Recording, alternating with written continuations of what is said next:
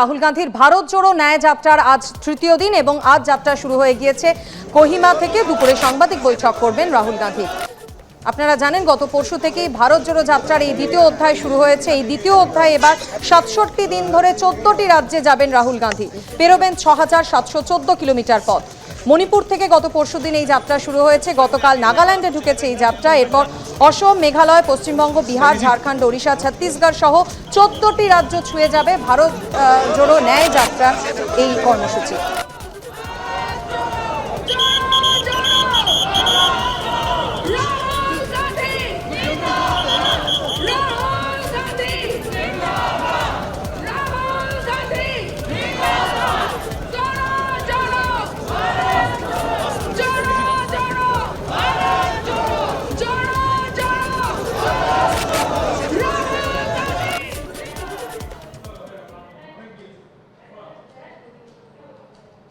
অন্যদিকে আগামী ২২শে জানুয়ারি অযোধ্যায় রাম মন্দিরের উদ্বোধন, আর তার আগে আজ থেকেই শুরু হয়ে গেল অযোধ্যায় রাম মন্দির উদ্বোধনের সূচনা পর্বের অনুষ্ঠান। এক সপ্তাহ আগেই শুরু হয়ে গেল বিশেষ পূজার্চনা এবং বিধি পালন। এই বিষয় নিয়ে বিস্তারিত জানতে কথা বলে নেব। আমাদের সঙ্গে রয়েছেন প্রতিনিধি অর্ণব মুখোপাধ্যায়। অর্ণব, আজ থেকেই রাম মন্দিরের উদ্বোধন পর্বের সূচনা হলো, কি কি বিশেষ পূজার্চনা এবং আচার আজকে পালিত হবে সারাদিন ভর? দেখো, রামলালার প্রতিষ্ঠার আগে এক সপ্তাহ আগে থেকেই কিন্তু আচার অনুষ্ঠান আজ থেকেই শুরু হয়ে গিয়েছে। যেরকম আজকে সরজু নদীর তীরে দশবিধ স্নান হবে, বিষ্ণু পুজোর কথা রয়েছে, এছাড়া গোমাতার উদ্দেশ্যে নৈবেদ্য প্রদান রয়েছে। এরকম প্রত্যেকটা দিনই কিছু না কিছু রয়েছে। যেরকম ভাবে আজকে এইগুলো রয়েছে সরজুর তীরে হবে। এছাড়া ১৭ তারিখ অর্থাৎ আগামীকাল আমরা জানি যে রামচন্দ্রের বাল্যকালের মূর্তি নিয়ে অযোধ্যায় শোভাযাত্রা হবে। মঙ্গল কলসে সরজুর জল নিয়ে মন্দিরে যাবেন ভক্তরা।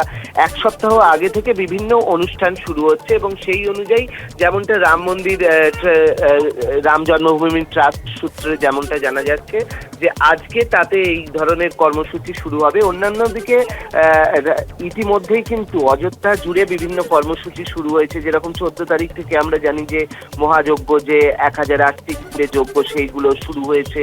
এগুলো সারা অযোধ্যা জুড়ে বিভিন্ন ধর্মীয় অনুষ্ঠান তো শুরু হয়েছে, কিন্তু এই যে রামলালার প্রতিষ্ঠা হবে সেই উপলক্ষে আজ থেকে কর্মসূচিগুলো শুরু হয়ে যাচ্ছে। এবং আজকে যেরকম ভাবে সরজু নদীর তীরে দশবিধ স্নান, বিষ্ণু পুজো, গোমাতার উদ্দেশ্যে নৈবেদ্য প্রদান, এরকম পরপর করতে করতে আলটিমেট যেরকম আমরা জানতে পারছি যে ২১ তারিখ অর্থাৎ উদ্বোধনের ঠিক আগের দিন ১২৫টি কলসের জলে স্নান করানো হবে রামলালার মূর্তিকে এবং ২২ তারিখ রাম জন্মভূমি মন্দিরের উদ্বোধন এবং পুজো হবে, আর বিকেলে রামলালার অভিষেক রয়েছে। ধন্যবাদ অর্ণব। লোকসভা নির্বাচনের দিন ঘোষণার আগেই পুলিশ আধিকারিকদের বড়সড় রদবদল। যেমন জানা যাচ্ছে যে রাজ্য জুড়ে ৭৯ জন পুলিশ আধিকারিকের বদলি নির্দেশ। জাতীয় নির্বাচন কমিশনের নির্দেশিকা অনুযায়ী এই বদলি, এমনটাই খবর সূত্রে।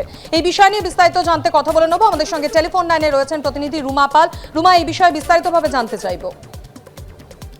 দেখো, একদমই তাই। জাতীয় নির্বাচন কমিশনের নির্দেশিকা অনুযায়ী এই বদলি এবং লোকসভা নির্বাচনের আগে পুলিশ আধিকারিকদের বড়সড়ই বদলি করলো নবান্ন, যেখানে ৭৯ জন পুলিশ আধিকারিককে রদবদল করা হয়েছে এবং উচ্চপদস্থ পুলিশ আধিকারিক থেকে শুরু করে এসডিপিও পর্যন্ত রদবদল করা হয়েছে। বিভিন্ন জেলায় তাদের পাঠানো হয়েছে এবং এখনো পর্যন্ত যা আমাদের অর্ডার অনুযায়ী যা দেখতে পাচ্ছি যে ৩১ জন আইপিএস এবং ৪৮ জন ডব্লিউবিপিএস আধিকারিকদের রদবদল করা হয়েছে। এবং দেখো, জাতীয় নির্বাচন কমিশন ইতিমধ্যেই কিন্তু নির্দেশিকা জারি করা হয়েছে যে ৩১শে জানুয়ারির মধ্যে এই রদবদল করতে হবে। কারণ এবং এটাও বলা হয়েছে, এই অর্ডারে এটাও বলা হয়েছে যে সবসময় যেটা থাকে যে যে অফিসাররা অতীতে দেখা গেছে যারা নির্বাচন কন্ডাক্ট করার সময় তাদের ক্ষেত্রে ডিসিপ্লিনারি অ্যাকশন করা হয়েছিল এবং সেটা পেন্ডিং রয়েছে, সেক্ষেত্রে কিন্তু সেই সমস্ত আধিকারিকরা কোনোভাবেই নির্বাচনে অংশগ্রহণ করতে পারবেন না।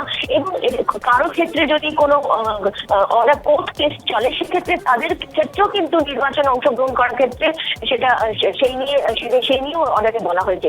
অর্থাৎ বুঝতে পারছো, নির্ঘণ্ট যখন প্রকাশ হয়ে যাবে লোকসভা নির্বাচনে, তখন কিন্তু এই রদবদল করা সম্ভব হবে না। সেই জন্য আগে ভাগেই কিন্তু রদবদলের এই জাতীয় নির্বাচন কমিশন থেকে সেই অর্ডার নির্দেশিকা জারি করা হয়েছে এবং সেক্ষেত্রে সেই নির্দেশিকা অবলম্বন করেই কিন্তু নবান্ন এত বড় রদবদল করলো এবং পুলিশ আধিকারিকদের বিভিন্ন জেলায় এই রদবদল হলো। অবশ্যই জাতীয় নির্বাচন কমিশনের এই অর্ডারকে কেন্দ্র করে কিন্তু এই বড়সড় রদবদল, এমনটাই বলা হচ্ছে। ধন্যবাদ রুমা।